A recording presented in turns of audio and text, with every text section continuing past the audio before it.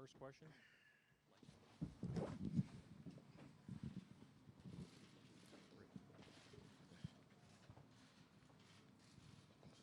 Go ahead. Robert Littau, BSO. When Draymond was in here, Steph, he said that he felt like a lot of people looked at this like an ending to you guys' run, but that would be a mistake on their part. Can you talk about the resiliency of your team, and if indeed you had that feeling as well, and should people not put you guys in the grave right now?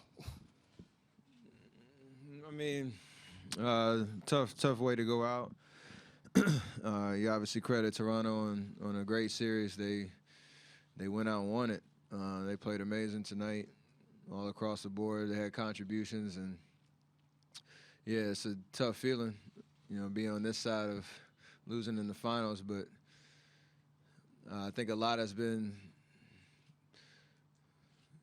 proven about who we are as a team and the fight that we have, and all the adversity that we dealt with, and this entire playoff run, and it's a one-possession game to keep our season alive tonight. So we'll be thinking about this one. It's tough, but our DNA and who we are, and the character that we have on this team, I wouldn't bet against us. Being back on the stage, next year and going forward. So really proud of the way that we fought to the end. And this 5-year run's been awesome, but definitely don't think it's over. Next question right here. Julianne Herrera, ABC 7 News. Despite the loss, can you just talk about all the emotions you're feeling that this is the last game at Oracle? I mean, for these fans, this is their Roracle. They love this place. And what are you feeling now that this is really over? I mean, a lot of different emotions, a lot of thoughts. No regrets at all about, again, what we've been able to accomplish and even how this series ended. So we've had a lot of great memories in this building. I think it's iconic in the sense of our entire history of this organization and how we got to this point. And, whenever I drive by it, I'll have great memories of, again, what we've been able to accomplish in this building. And as we move across the bridge, want to be able to continue that and create new memories. So hopefully, every fan that was in this building appreciates the journey and the ride. Every fan that was watching how Oakland held us down for 47 years, and turn the page to bigger and better things coming for this franchise. Fourth row on your right, Steph. Steph, Mike Gainer, Toronto Sun. You saw a lot of Fred VanVleet in this series. What do you know about him now that you didn't know before?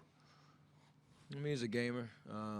He hit some big shots, not just the defensive pressure. He hit a lot of daggers that never seemed to panic when the ball was in his hands. And even tonight, he hit like 3 of them that kept their momentum on their side. So I obviously saw a lot of bodies on defense, but he was one that took the challenge, and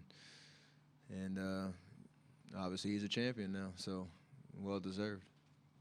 Next row back on the right. Steph, comparing the way you lose 3 years ago in the finals with almost got shut down at the very last second in the game 7 to this finals, with so many injuries, so many people got down. So which one is more painful for you guys? I mean, losing hurts no matter what the situation is. Nobody likes that feeling, whether it's a game 7 or game 6 or what have you. But I'll echo what Draymond said. It's kind of how do you respond, and what do you how hard do you work to try to get back to the stage. Soak up this feeling, because obviously we celebrated, we've had champagne, we've had rings, but this is the more motivating feeling in terms of how do you respond, how do you turn the page to new challenges ahead. So we'll be all right. Mark, Janie, and then Howard, last 3. Steph, Mark Schwartz, ESPN. First, can you explain how you felt watching Clay go down? And secondly, How much did you have left at the end when you had that look to possibly put your team ahead and go on to Game 7?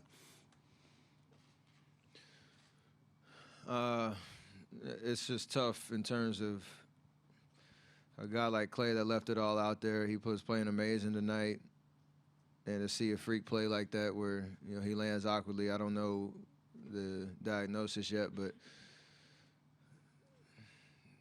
you think about the person and the guy and how much he loves to play the game, and that's the only thoughts you have. It's really not about what it means in terms of playing basketball. It's just I'm more concerned about him as an individual and hoping that he's all right. So I kind of leave it at that. But the shot was one I take 10 out of 10 times, and we ran a play that was kind of we got a decent look off of kind of a bobble catch, and I could see the rim, so I shot it. I'll live with that. We always talk about that, myself and Clay, in terms of shots that we take. You live with it, and I'd shoot that shot every day of the week. Janie, back center.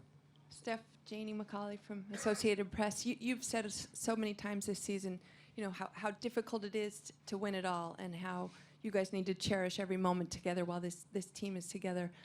Do the events of the last couple days where Kevin has surgery and Clay goes down just show you how many things have to go right for a championship? I mean, and how things sometimes don't work out. For sure. I mean, in the history of this NBA, you could highlight every team that was supposed to win or had the best team and all the different storylines. And 82 games in a full playoff run, a lot can happen, and it's just a matter of how much you fight and just leave it all out there on the floor. I think the way that we have talked and described this journey and whatnot, I don't think there's ever been a situation where we've taken anything for granted, and that's something I can look back and just we all can hold our head high that we gave it everything we got.